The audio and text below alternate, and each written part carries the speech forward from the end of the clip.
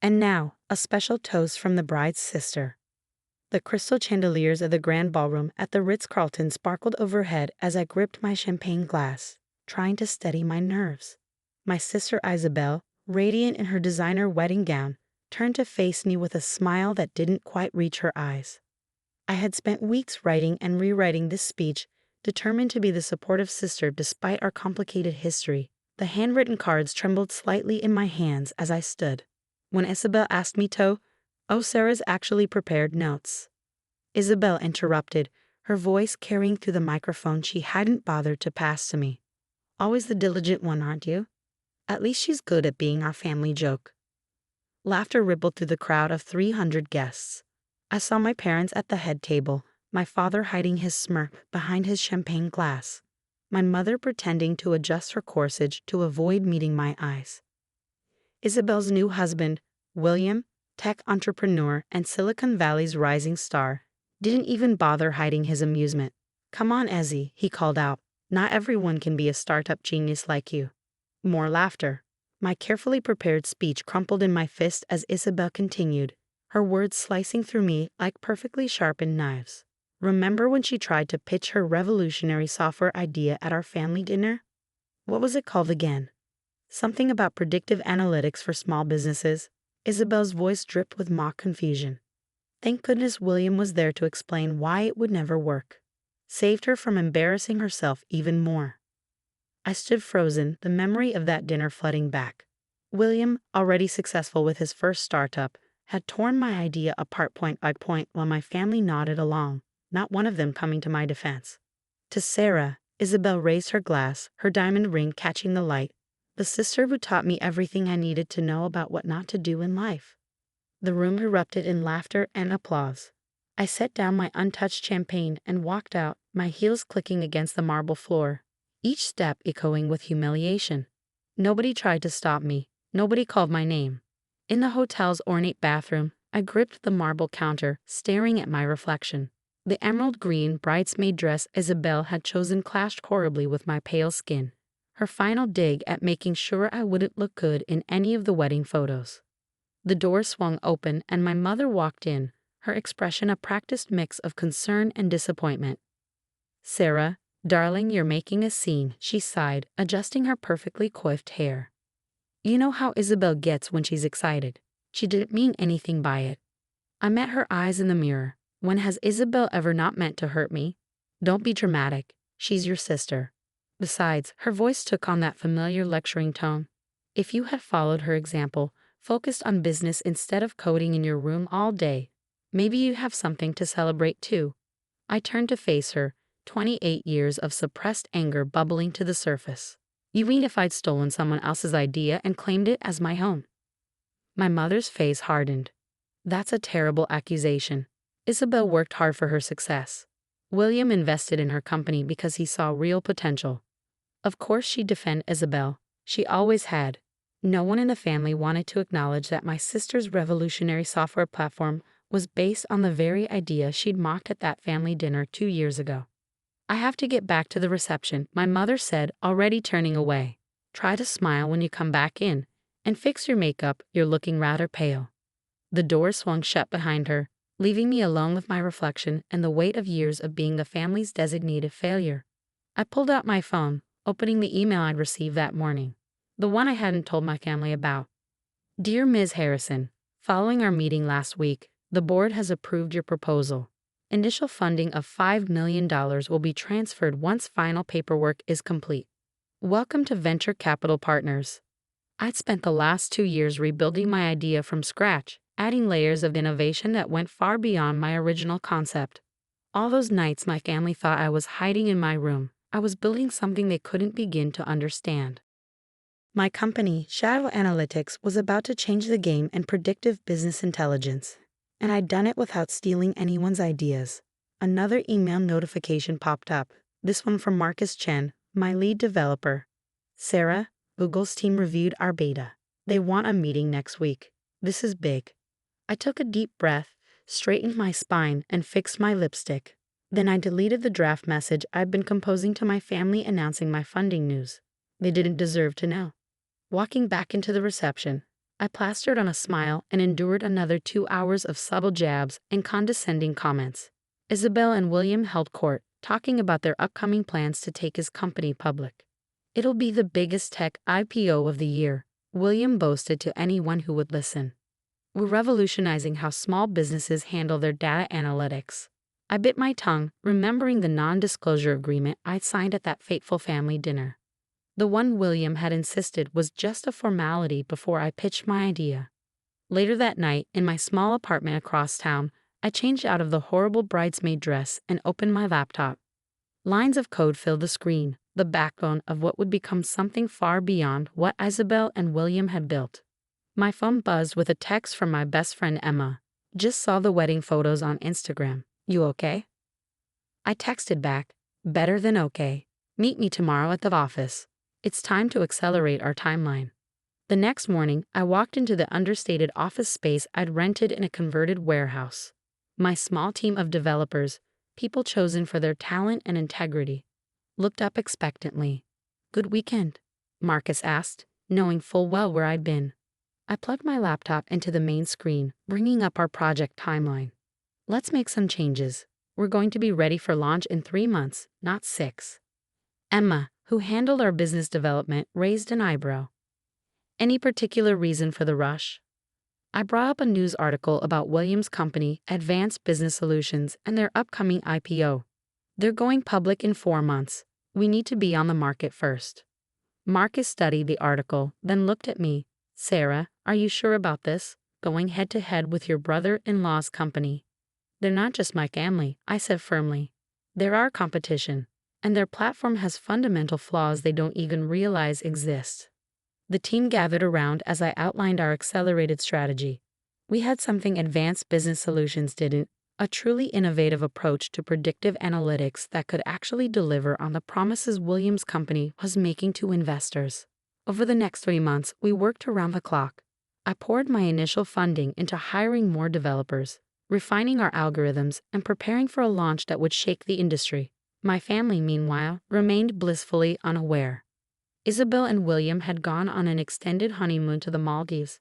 My parents were busy planning their country club's annual gala, and I was, as far as they knew, still writing code in my room like a failed entrepreneur. Then came the day that changed everything. I was in a meeting with potential investors when my phone started buzzing incessantly. Texts from Isabelle, William, my parents, all suddenly urgent after months of silence. "Sarah, called immediately. Family emergency. We need to talk. Now. This is serious, Sarah. Pick up your phone." I nodded, taking a deep breath. Let's change the tech world. The lights dimmed and I walked onto the stage. The room fell silent. "Good morning," I began, my voice steady. "My name is Sarah Harrison, and I'm about to show you the future of business intelligence." William's face had gone pale. He knew what was coming. For the next 30 minutes, I demonstrated shadow analytics capabilities. Our AI-driven predictive modeling that could forecast market trends with unprecedented accuracy. Our real-time adaptation algorithms that learned and evolved with each data point. The seamless integration system that could be implemented in hours, not weeks. Everything Williams' company had promised but failed to deliver. "But don't take my word for it," I said, clicking to the next slide. "Let's hear from some of our beta testers." The screen filled with testimonials from companies that had quietly switched from Advanced Business Solutions to shadow analytics during our testing phase. Williams' largest clients now publicly praising our superior technology. Isabelle gripped Williams' arm, her knuckles white. My mother had her hand pressed to her mouth. My father just stared, his expression unreadable. The presentation ended to thunderous applause. As reporters began shouting questions, Williams stood up. "This is theft," he shouted. "She stole our proprietary technology." The room fell silent. I smiled, clicking to one final slide. "Actually," I said calmly, "I'd like to address that claim." The screen showed the non-disclosure agreement from that family dinner, dated 2 years before Williams' company suddenly announced their revolutionary analytics platform. "I think we all know who stole from whom." Williams' lawyer tugged at his sleeve, whispering urgently. They knew we had documentation of everything. The original pitch, the subsequent patent applications, the suspicious timing of their product development. The press conference erupted into chaos. Journalists fired questions rapid fire. Mr. Davidson, did Advanced Business Solutions steal its core technology? Ms. Harrison, will you be pursuing legal action? What does this mean for Advanced Business Solutions' upcoming IPO? I held up my hand for silence. We're not here to discuss the past. Shadow analytics stands on its own merits. I'll let our technology speak for itself. As security escorted my family out, Isabelle turned back. Sarah, please, she called out. We need to talk about this. I continued taking questions from reporters, ignoring her plea. Later that evening, in my office overlooking the city, the true impact of our launch became clear. Our stock reservations were oversubscribed by 300%. 3 major tech companies had already reached out about potential partnerships, and Advanced Business Solutions stock had plummeted on rumors of intellectual property theft. My phone hadn't stopped buzzing. Mom, Sarah, please call us. We need to fix this. Dad, this vendetta is destroying our family. Isabelle, you've ruined everything. Are you happy now? A new message popped up from William's private email. Name your price. Everyone has one. I laughed, showing the email to Emma, who had brought in champagne to celebrate. Should we tell him your price? She grinned. Not yet, I replied, thinking of the documents our lawyers had prepared months ago. Let them sweat a little longer. The next few weeks were a whirlwind. Shadow Analytics' success exceeded even our optimistic projections. Our client list grew exponentially, and our technology was being hailed as a genuine breakthrough in the field. Meanwhile, Advanced Business Solutions was in freefall. Their IPO was suspended pending investigations into their intellectual property claims. Major clients were jumping ship, and investors were demanding answers. Then came the call I'd been waiting for. Ms. Harrison. It was James Porter, head of the investment bank handling Advanced Business Solutions IPO. We need to discuss a rather delicate situation. I leaned back in my chair, looking out at the city lights. I'm listening. Advanced Business Solutions Board has called an emergency meeting. They're concerned about the company's viability given recent events. They're considering their options. And what options would those be? He cleared his throat. A merger has been proposed. Shadow Analytics would acquire Advanced Business Solutions in an all-stock deal. William Davidson would step down as CEO. Interesting, I said, though I'd been expecting this. And what does William think of this proposal? He doesn't know yet. The board wanted to approach you first. I smiled, opening my laptop to an email I drafted months ago. As it happens, I have a counter-proposal ready. The terms were simple but absolute. Shadow Analytics would acquire Advanced Business Solutions at a significantly reduced valuation. William and Isabelle would resign and sign non-compete agreements. And most importantly, they would publicly acknowledge the true origin of their technology. That's quite demanding, Porter said carefully. Those are my terms. The board has 48 hours to decide. The next morning, my parents appeared at my office unannounced. Security called up, and after a moment's consideration, I told them to send my parents up. They looked older somehow, less certain of themselves. My mother's designer outfit seemed like a costume now. My father's usual authority diminished. Sarah, my mother began, you have to stop this. You're destroying your sister's life. I gestured for them to sit, like she destroyed my reputation, or like William destroyed my work. We didn't know, my father said quietly, about the stolen idea. William told us you'd abandoned the project. Would it have mattered if you did know? I asked. When have you ever taken my side over Isabelle's? My mother dabbed at her eyes with a monogrammed handkerchief. We're family. Surely we can find a way to fix this. Fix this? I stood up, walking to the window. Do you know what I remember most about Isabelle's wedding? Not the humiliating speech, not the laughter. I remember looking at my family, my entire family, and not seeing a single person stand up for me. We're standing up now, my father said. No, I turned back to them. You're here because for the first time, Isabelle isn't winning. You're here because your perfect daughter's perfect life is falling apart. You're here to save her, not support me. They left soon after, my mother in tears, my father silent. But for the first time in my life, I felt truly seen by them. The board's decision came within 24 hours. They accepted all my terms. The signing ceremony was held in our offices, William and Isabelle arrived looking defeated, their lawyer trailing behind with the documents. My team watched from their desks as the mighty Advanced Business Solutions crumbled. William's hand shook as he signed the papers. Isabelle couldn't meet my eyes. The press release goes out in an hour, I informed them. I trust you'll handle your public statement with grace. You've won, Sarah, Isabelle said bitterly. Happy now? I looked at my sister, really looked at her, and felt an unexpected pang of sadness. Not for her situation, but for the relationship we might have had had she ever seen me as an equal. This was never about winning, Isabelle. It was about justice, and about proving that the family joke wasn't so funny after all. Later that night, my team gathered for a celebration. As champagne flowed and victory speeches were made, Emma pulled me aside. So CEO Harrison, was it worth it?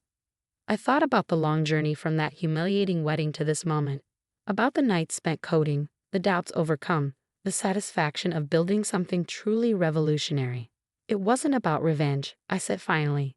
It was about showing them, showing everyone, that success doesn't have to come at someone else's expense, that you can build something meaningful without stealing or cheating. 6 months later, Shadow Analytics went public in what would be the year's most successful tech IPO. The company was valued at over $4 billion, with expansion plans already in motion. My family attended the ceremony, not because I invited them, but because my father had invested heavily in the IPO through his investment firm. They stood in the back, watching as I rang the opening bell. Afterward, Isabelle approached me. She looked different, humbler, perhaps. I know it doesn't matter now, she said, but I'm sorry, for everything. I studied my sister, remembering all the times she tore me down to build herself up. You're right, I replied. It doesn't matter now, but maybe someday it will. That evening, I returned to my office, now occupying the entire top floor of our building. On my desk sat a framed copy of my original business plan, the one I presented at that fateful family dinner. My phone buzzed with a text from Emma. Saw the stock price. Not bad for a family joke. I smiled, looking out at the city I'd conquered. Tomorrow we would continue building, innovating, pushing boundaries. But tonight, I savored the knowledge that success truly is the best revenge. And somewhere, in a vault in our legal department, sat an envelope containing one final document, my original notes from that family dinner, proving beyond doubt that Advanced Business Solutions had been built on stolen ideas. I never needed to use it. Sometimes the best power is in knowing you have it, not in wielding it. The end.